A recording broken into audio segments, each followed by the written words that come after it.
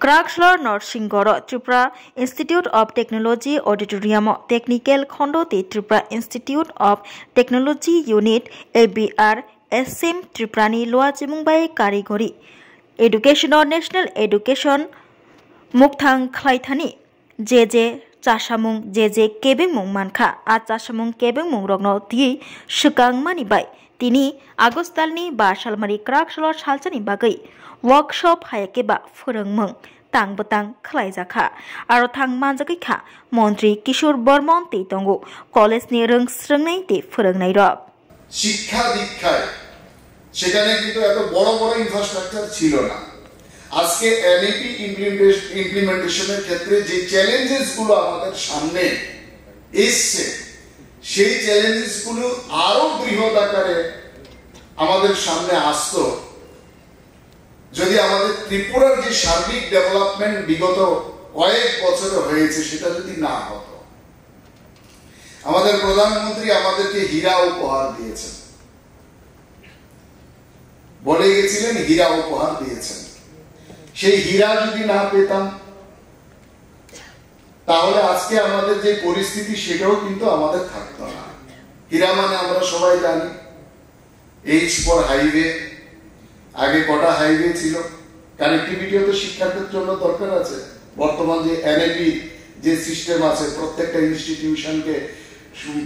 ইনস্টিটিউশনের সাথে যুক্ত করা, স্টুডেন্টরা যেভাবে পড়াশোনা করতে চায় তার রুচি এবং দক্ষতা অনুসারে যেখানে পড়াশোনা করতে চায় যেই জায়গাতেই থেকে করতে চায় যেন সেটাকে যাতে একসাথে কানেক্ট করা যায়, অর্থাৎ স্টুডেন্টকে প্রায়োরিটি দিয়ে। যদি আগের মতো সেরকম হাইওয়ে না থাকতো এখন সেই কানেক্টিভিটি আমাদের আসতো না। ইন্টারনেট আজকে জাতীয় শিক্ষানীতির ক্ষেত্রে একটা বড় ভূমিকা পালন করবে, কারণ ডিজিটাল এডুকেশন, ই ক্লাসেস, স্মার্ট ক্লাসেস, ই বোর্ড, এই সমস্ত কিছুর ক্ষেত্রে দরকার ইন্টারনেট। আজকে প্রত্যেকটা গ্রামে গ্রামে প্রত্যেকটা পঞ্চায়েতে, যেহেতু আমি পঞ্চায়েত মন্ত্রীও আছি, ত্রিপুরা প্রথম স্টেট যেখানে প্রত্যেকটা গ্রামে প্রত্যেকটা পঞ্চায়েতকে যেখানে ওয়াইফাই এর সাথে কানেক্ট করা হয়েছে, ইন্টারনেটের সাথে কানেক্ট করা হয়েছে, ত্রিপুরা প্রথম স্টেট।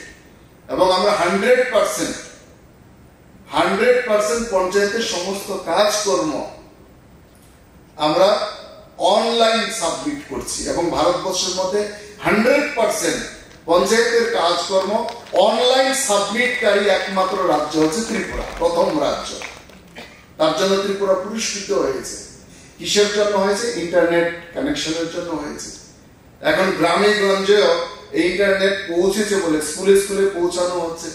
সেখানে সমস্ত ই ক্লাসেসের জন্য যা যা প্রয়োজন পড়ে, ক্লাসের ডিজিটালাইজেশনের জন্য যা যা প্রয়োজন পড়ে সেগুলো প্রোভাইড করা হচ্ছে, গ্রামের মধ্যে পৌঁছে গেছে। আমরা যখন পড়াশোনা করেছি তখন ল্যান্ড ফোন পর্যন্ত ছিল না আমাদের গ্রামে, তো সেটা দেওয়ার ফলে সেই ক্ষেত্রে আমরা অগ্রগতি হয়েছি। যদি সেটা না থাকতো তাহলে কি হতো? তারপর আমাদের রেলওয়ে কানেক্টিভিটি আমাদের বেড়েছে। স্টুডেন্টরা অনায়াসে সেই রেলওয়ে কানেক্টিভিটির মাধ্যমে শুধু ত্রিপুরা রাজ্যে শুধু নয় ভারতবর্ষের সমস্ত জায়গায় সেখানে যেতে পারবে। এখন আমরা স্টুডেন্টদেরকে বেঁধে রাখতে পারবো না। স্টুডেন্ট এখন আগের থেকে অনেক বেশি সচেতন, আগের থেকে অনেক বেশি শিক্ষার ক্ষেত্রে আগ্রহী হয়েছে। তারা তাদের ইচ্ছা এবং রুচি অনুসারে যে কোনো জায়গায় তারা যেতে পারেন। সেই কানেক্টিভিটি যদি না থাকতো তারা সেখানে যেতে পারতেন না। আমাদের এয়ারপোর্ট, সেই এয়ারপোর্ট আন্তর্জাতিক মানের এয়ারপোর্ট সেখানে গড়া হয়েছে, সেখানে ফ্লাইটের সংখ্যা বাড়ানো হয়েছে। ফলে বিভিন্ন ফ্যাকাল্টিদের আসা যাওয়া থেকে শুরু করে স্টুডেন্টসদের আসা যাওয়া থেকে শুরু করে সমস্ত কিছুর ক্ষেত্রে আজকে আমরা এই জায়গার মধ্যে এসে পৌঁছেছি। যদি সেটা বিগত সরকারের মতো সেটা যদি না থাকতো তাহলে আজকে আমাদের আরো অনেক এখানে এই ন্যাশনাল এডুকেশন পলিসি ইমপ্লিমেন্টেশনের ক্ষেত্রে আমাদেরকে কাটতে হতো। এই ন্যাশনাল এডুকেশন পলিসির প্রয়োজন আমাদের কেন পড়লো? প্রয়োজন কেন পড়লো? আগের যে শিক্ষা ব্যবস্থা আমাদের ছিল সেই শিক্ষা ব্যবস্থা ছিল ইংরেজ আমলে স্বাধীনতার আগে লর্ড ম্যাকলে সাহেব যে শিক্ষা ব্যবস্থা চালু করে গেছিলেন সেটা এতদিন পর্যন্ত তার ধারাবাহিকতা আমাদের দেশের মধ্যে সেটা বজায় ছিল। সেই শিক্ষা ব্যবস্থায় ভারতবর্ষের সমগ্র অংশের মানুষের শিক্ষার অধিকারের কথা বলে না। লর্ড ম্যাকলে সাহেব এই শিক্ষা ব্যবস্থা চালু করার পূর্বে ভারতবর্ষে উনি কি বলেছেন আমি তার কোটেশন আপনাদের সামনে তুলে ধরছি। উনি বলছেন, a class of person Indian in blood and color, but English in taste, in opinion, in moral and intellect. অর্থাৎ ভারতে এমন এক শ্রেণীর লোক সৃষ্টি হবে যারা রক্তে ও বর্ণে শুধু ভারতীয় থাকবে, কিন্তু রুচি, মতামত, নীতি ও বুদ্ধিতে হবে ইংরেজ। তার শিক্ষা ব্যবস্থাকে আমরা কি বলতাম? ম্যাকলে প্রবর্তিত শিক্ষা ব্যবস্থা। সেই শিক্ষা ব্যবস্থার মূল উদ্দেশ্য কি তার বক্তব্য থেকে, তার কোটেশন থেকে আপনারা বুঝতে পেরেছেন। এক কথায় কেরানি তৈরি শিক্ষা। কাদের? কিছু সংখ্যক ভারতীয়দের, সমগ্র ভারতীয়দের নয়।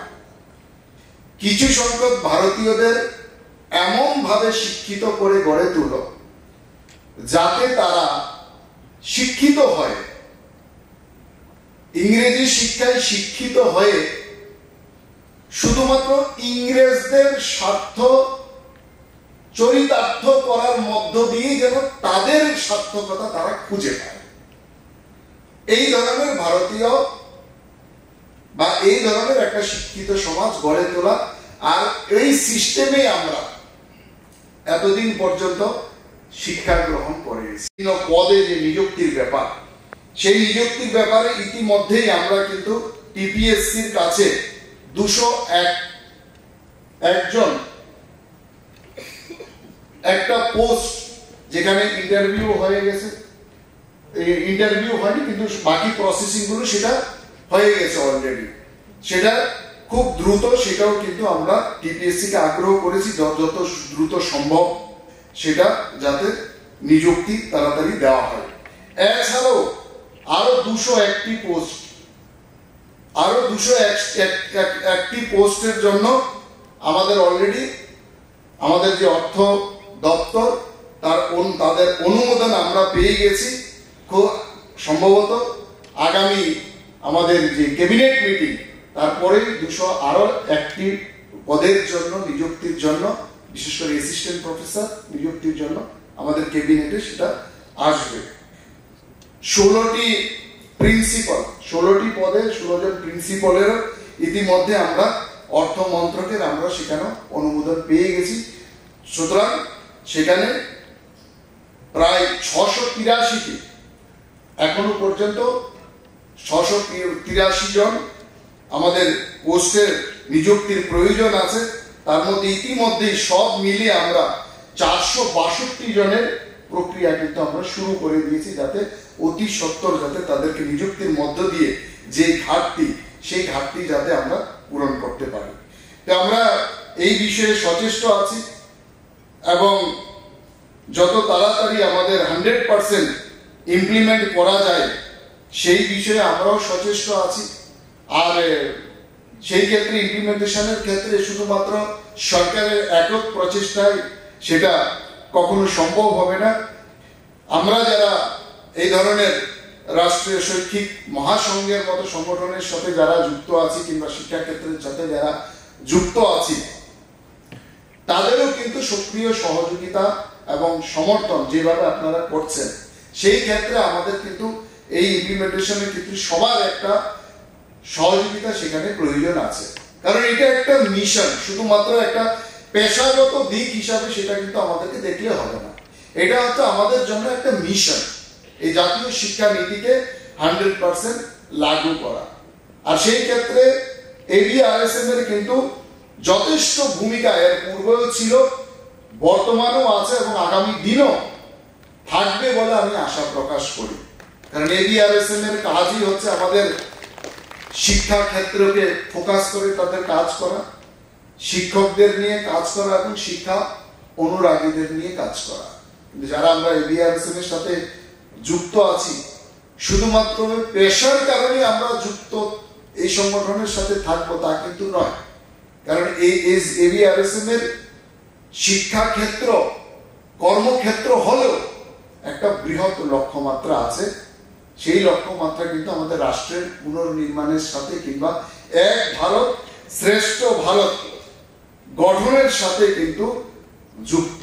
সে কারণে এটা শুধুমাত্র একটা সংগঠন নয়, আমরা সবাই জানি আমি শিক্ষা বিকাশের অগ্রদূত যদি হয় কয়েকটা সংগঠনের মধ্যে যারা শিক্ষা ক্ষেত্র নিয়ে কাজ করে, তো তার মধ্যে অখিল ভারতীয় রাষ্ট্রীয় শৈক্ষিক মহাসংঘ কিন্তু একটা।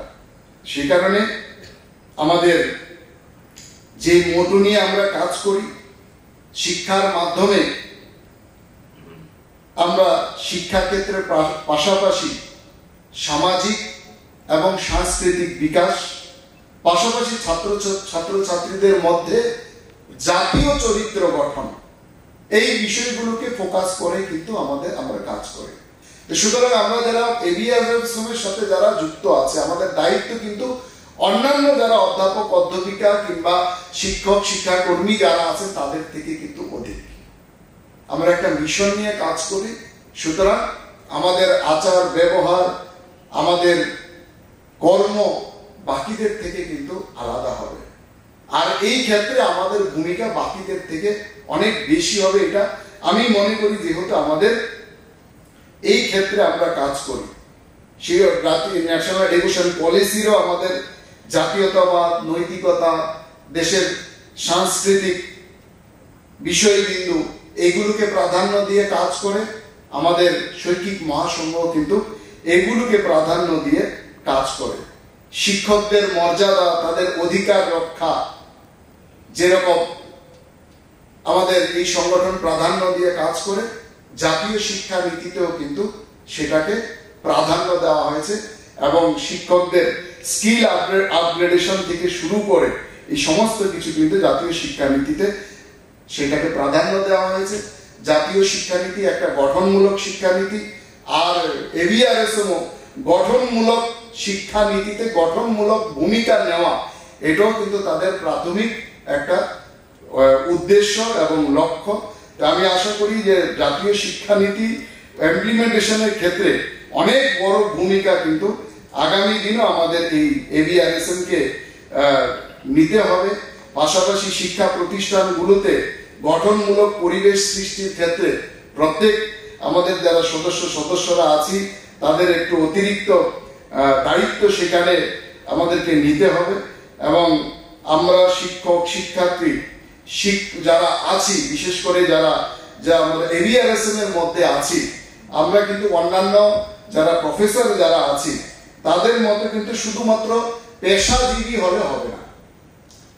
শুধুমাত্র ডিউটির জন্য ডিউটি করলাম, ক্লাসের জন্যই কলেজে এলাম গেলাম বা ইনস্টিটিউশনে এলাম গেলাম, শুধু এটাই কিন্তু আমাদের দায়িত্ব নয় যারা আমরা এই সংগঠনের সাথে আমরা যারা যুক্ত আছি।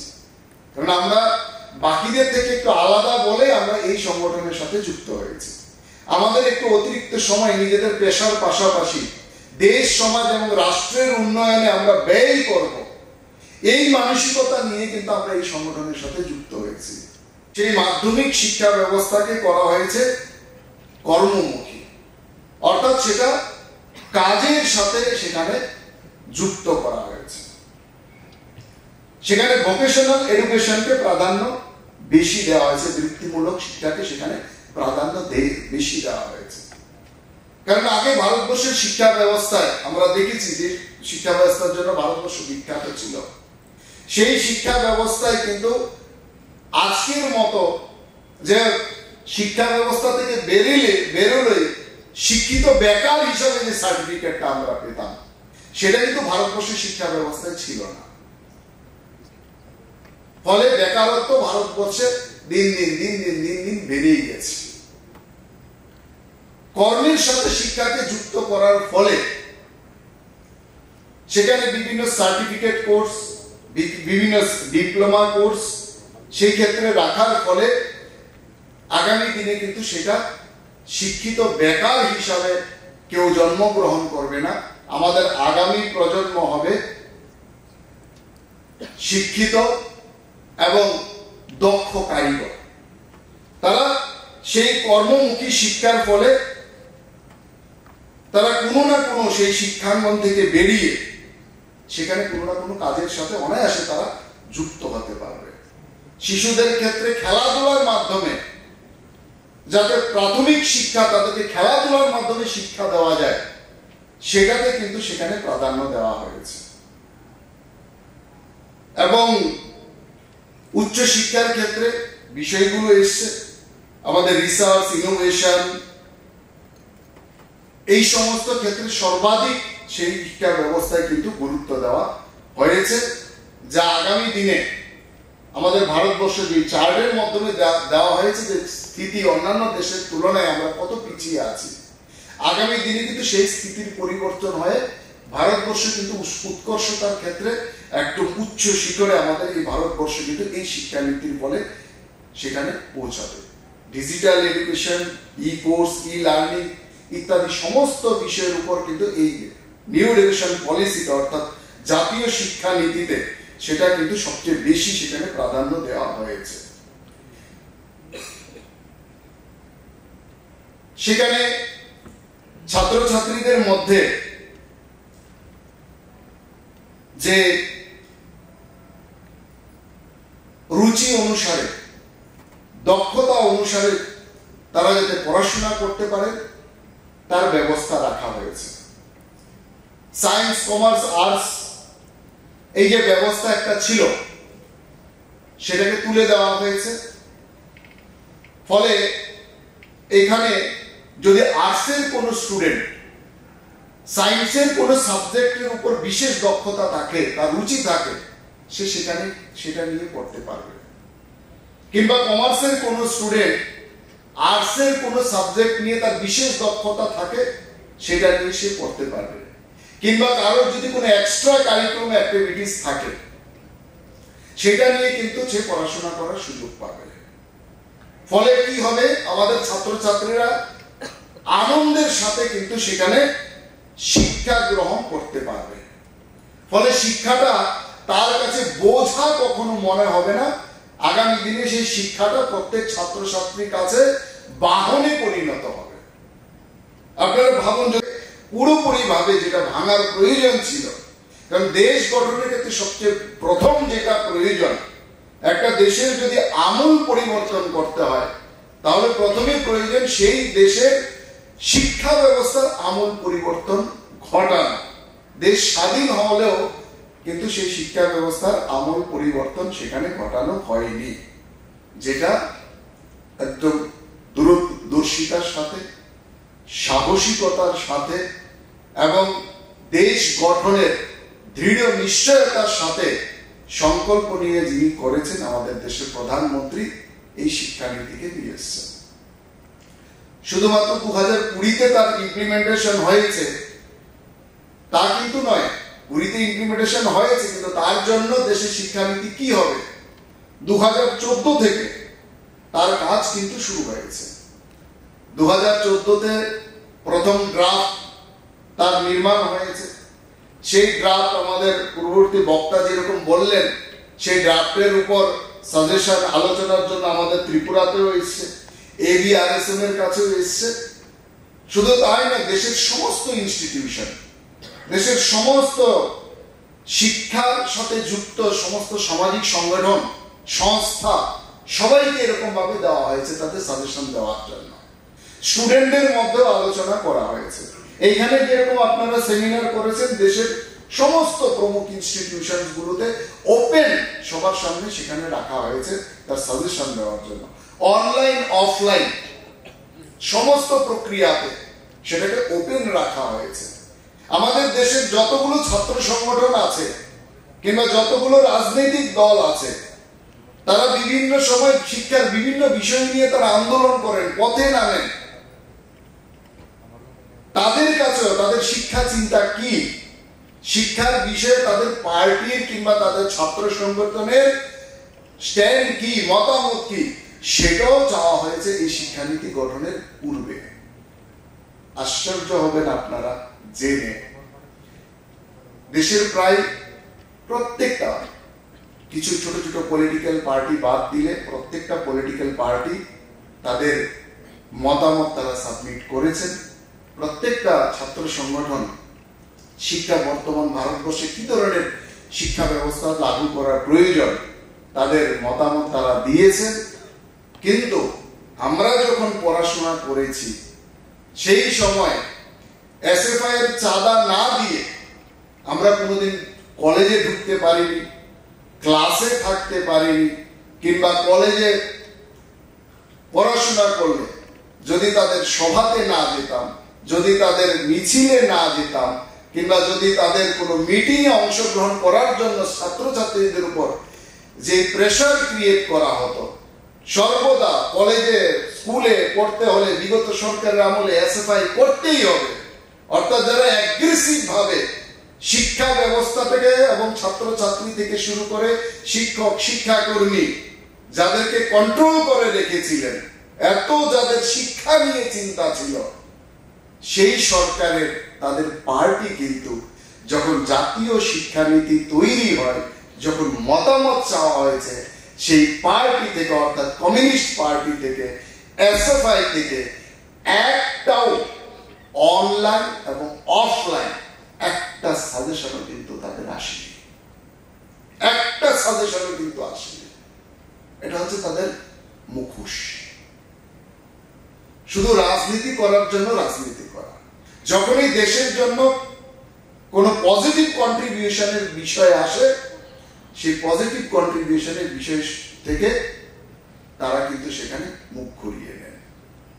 এইভাবে আমাদের এই শিক্ষানীতি আমাদের তৈরি হয়েছে আমাদের এই দেশের জন্য, এবং আমাদের দেশকে আবার শিক্ষা ক্ষেত্রে বিশ্বগুরুর আসনে পৌঁছে দেওয়ার জন্য কিন্তু আমাদের এই জাতীয় শিক্ষানীতি আমাদের আনা হয়েছে। কত বছর পর? 34 বছর পর। এবং এই শিক্ষানীতির পূর্বে আমাদের দেশে আরেকটা পার্টি, বড় পার্টি যারা সরকার চালিয়েছেন, 54 বছর 123 দিন সরকার চালিয়েছেন এককভাবে। 54 বছর 123 দিন শাসন ক্ষমতা চালানোর পরও যে শিক্ষা ব্যবস্থাকে সর্বাধিক গুরুত্ব দেওয়ার কথা ছিল, সেই শিক্ষা ব্যবস্থায় জিডিপির কত পার্সেন্ট খরচা করতেন? মাত্র 1.7%। 1.7% জিডিপিতে শিক্ষা ব্যবস্থার জন্য জিডিপির 1.7% এত বছর খরচা হয়ে গেছে। আমাদের এই এনইপিতে আনার পর এখন কম্পালসারি জিডিপির 6%, 6% ব্যয় করতেই হবে আমাদের। এটা আমাদের এই নিউ এডুকেশন পলিসির মধ্যে সেটা আনা হয়েছে। ইংরেজরা যেরকম কিছু সংখ্যক ভারতবাসীকে শিক্ষা দেওয়ার কথা বলেছে, এখানে 3 বছর 18 বছর পর্যন্ত সমস্ত ভারতবাসীকে, সমস্ত ভারতবর্ষের সমস্ত শিশুদের এখানে শিক্ষার অধিকারের আওতায় আনা হয়েছে, অর্থাৎ বাধ্যতামূলক করা হয়েছে।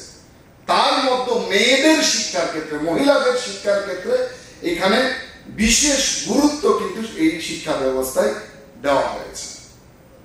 এই শিক্ষা ব্যবস্থার মূল বিষয়ে কি আছে? প্রাথমিক যে শিক্ষা ব্যবস্থা সেটাকে করা হয়েছে জনমুখী, অর্থাৎ প্রত্যেককে প্রাথমিক শিক্ষা ব্যবস্থার আওতায় নিয়ে আসতে হবে। করেননি, কিন্তু যে কোনো ধরনের মেশিন, যে কোনো ধরনের মেশিন তার প্রথম রচিতাকে মেশিনটা খুলে দেখার এবং তারপরে সেটাকে আবার ঠিকভাবে লাগা। এমন কোনো মেশিন নেই, ইনক্লুডিং গাড়ি, বাইক, পাম্প মেশিন থেকে শুরু করে টিভি, ফ্রিজ, যা কিছু বাড়ির মধ্যে অ্যাভেলেবল আছে, সিলিং ফ্যান থেকে শুরু করে সমস্ত কিছু। সে কিন্তু বেশি দূর পড়াশোনা করেনি, কিন্তু কোন অংশে কোন একজন ইলেকট্রিক ইঞ্জিনিয়ার চাইতে কম নয়। কিন্তু তার গতানুগতিক শিক্ষা ব্যবস্থায় সে 12ও পাস করতে পারেনি। সেই অবস্থায় যদি সে এই শিক্ষা ব্যবস্থা পেত, তাহলে আজকে কিন্তু সে একজন বড় ইলেকট্রিক ইঞ্জিনিয়ার হিসাবে নিজেকে প্রতিষ্ঠিত করতে পারত। আমার কলকাতাতে যে অফিস সেক্রেটারি ছিল, সেও 12 গন্ডি কোনোদিন পেরোতে না। আমার কম্পিউটারে কাজ যে করত, সে কম্পিউটারের সফটওয়্যার হোক কিংবা হার্ডওয়্যার হোক, কম্পিউটারে এমন কোনো ফাংশনিং নেই যে সে জানে না, এমন কোনো কাজ নেই যে তাকে দিলে সে কম্পিউটার থেকে সেই কাজটা উদ্ধার করে দেয় না। কিন্তু তার গতানুগতিক পাঠ্যক্রমে মাধ্যমিক পাস করার পরে সে কোনোদিন 12 পাস করতে পারেনি। 3 বার পরীক্ষা দিয়েছে, তারপর ছেড়ে দিয়েছে, পাস করতে পারেনি। কিন্তু সেই শিক্ষা ব্যবস্থা যদি তার সেই কম্পিউটার, এখন যেটা একদম বাচ্চাদের কম্পিউটার শেখানোর যে ব্যবস্থা রাখা হয়েছে, সেটা যদি থাকতো, তাহলে আজকে সে এই শিক্ষা ব্যবস্থার মাধ্যমে শিক্ষা গ্রহণ করে একজন বড় কম্পিউটার ইঞ্জিনিয়ার হতো। এখন আমাদের বাচ্চাদের এই শিক্ষা ব্যবস্থার মধ্যে দিয়ে কিন্তু সেটা রাখা হয়েছে, যাতে তাদের দক্ষতা অনুসারে, তাদের রুচি অনুসারে তারা যাতে পড়াশোনা করতে পারে। আমরা 3 ইডিয়টস ফিল্মের যে ডায়লগটা, তো সে ফটো তুলতে ভালোবাসে, মা বাবা তাকে পাঠিয়ে দিয়েছে ইঞ্জিনিয়ারিং পড়াশোনার জন্য। আমির খান বলছে, তু वो कर जिसपे तेरा प्यार है, জবরদস্তি ইঞ্জিনিয়ারিং করে কোনো লাভ নেই, যেটা তুমি ভালোবাসি সেটাই কর। আমাদের শিক্ষাটা ব্যবস্থাটাই নিউ এডুকেশন পলিসিতে সেই ভালোবাসা, সেই রুচি অনুসারে কিন্তু সেটাকে সাজানো হয়েছে।